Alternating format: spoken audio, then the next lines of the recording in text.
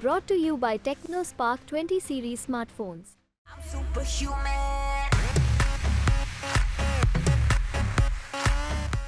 क्या इसकी कल्पना की जा सकती है कि आईआईटी में इंजीनियरिंग की डिग्री लेने के बाद भी किसी को नौकरी ना मिले?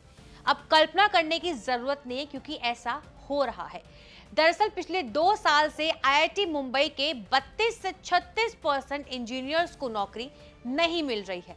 हर साल दिसंबर से फरवरी तक प्लेसमेंट कैंप लगता है। बड़ी बड़ी कंपनियां शानदार पैकेज ऑफर देकर आईआईटी इंजीनियर्स को नौकरी देती है, लेकिन पिछले साल 32% और इस साल करीब 36% इंजीनियर्स को कोई भी ऑफर नहीं मिला। इतना बड़ा खुलासा हुआ है हिंदुस्तान टाइम्स की रिपोर्ट से। रिपोर्ट के मुताबिक आईआईटी मुंबई में करीब 2000 इंजीनियर्स जॉब ऑफर का इंतजार कर रहे थे। प्लेसमेंट तो हुआ लेकिन सबका नहीं। 700 से ज्यादा इंजीनियर्स को कोई भी प्लेसमेंट नहीं मिला। आईआईटी मुंबई में 2209 का एडमिशन हुआ। कोर्स पूरा करने के बाद 1485 तो नौकरी पा गए, लेकिन 700 से ज्यादा लटक गए। इसी रिपोर्ट को शेयर करते हुए राहुल गांधी ने इसे बेरोजगार वाली बीमारी का नाम दिया है, जो देश को बीजेपी ने दिया है। राहुल गांधी ने सोशल मीडिया एक्स पर पोस्ट में लिखा, बेरोजगारी की बीमारी की चपेट में अब आईआईटी जैसे शीर्ष संस्थान भी आ गए हैं। आईआईटी मुंबई में पिछले वर्ष 32% और इस वर्ष 36% स्टूडेंट्स का प्लेसमेंट नहीं हो सका। देश के सबसे प्रतिष्ठित तकनीकी संस्थान का ये हाल है तो कल्पना कीजिए बीजेपी ने पूरे देश की स्थिति क्या बना रखी है। कांग्रेस द्वारा देश के लिए रोजगार का ठोस प्लान देश के समक्ष रखे लगभग 1 महीने बीत चुका है, पर भाजपा सरकार ने इस मुद्दे पर अब तक सांस भी नहीं ली है। नरेंद्र मोदी के पास ना रोजगार देने की कोई नीति है और ना ही नियत। वो सिर्फ भावनात्मक मुद्दे के जाल में फंसाकर देश के युवाओं को धोखा दे रहे हैं। हालांकि ये डाटा कैंपस प्लेसमेंट का है, जिसका सीजन खत्म हो चुका है। किसी और तरीके से नौकरी के रास्ते बंद नहीं हुए हैं।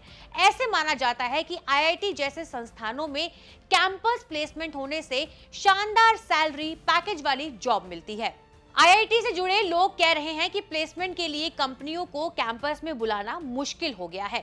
इसका कारण ग्लोबल इकोनॉमिक स्लोडाउन भी है। जो 380 कंपनियों पहुंची वो देश की कंपनियां थी।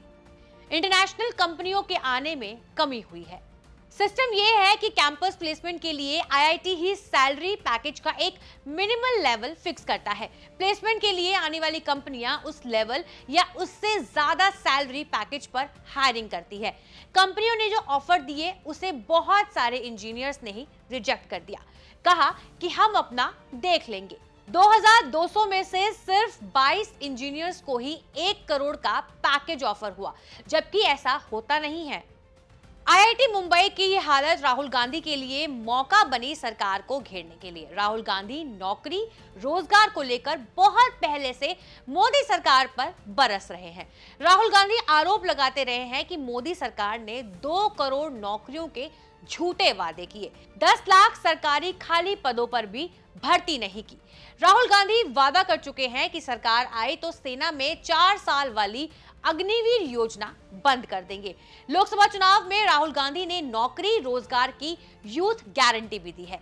हालांकि राहुल गांधी ने जो गारंटी दी है वो कम से कम आईआईटी से इंजीनियरिंग करने वालों के लिए भी कोई ऑप्शन नहीं है। देश का सबसे प्रतिष्ठित ब्रांड है आईआईटी। माना जाता रहा है कि आईआईटी आईआईएम से डिग्री ले ली तो बेहद शानदार करियर की गारंटी होती है।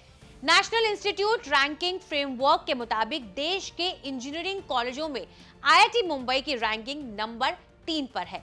फिर भी उसके बनाए इंजीनियर्स की पूछ नहीं रही है। देश में इस समय 23 आईआईटी है। इस साल बजट पेश करते हुए वित्त मंत्री निर्मला सीतारमण ने डाटा देते हुए कहा था कि पिछले 10 सालों में मोदी सरकार ने ज्यादा से ज्यादा इंजीनियर बनाने के लिए 7 नए आईआईटी शुरू किए। सबसे पुराने आईआईटी खड़गपुर में जो 1950 में शुरू हुआ था। बाकी आपकी हमारी आज की इस वीडियो पर क्या राय है, हमें कमेंट बॉक्स में जरूर बताइएगा। शुक्रिया।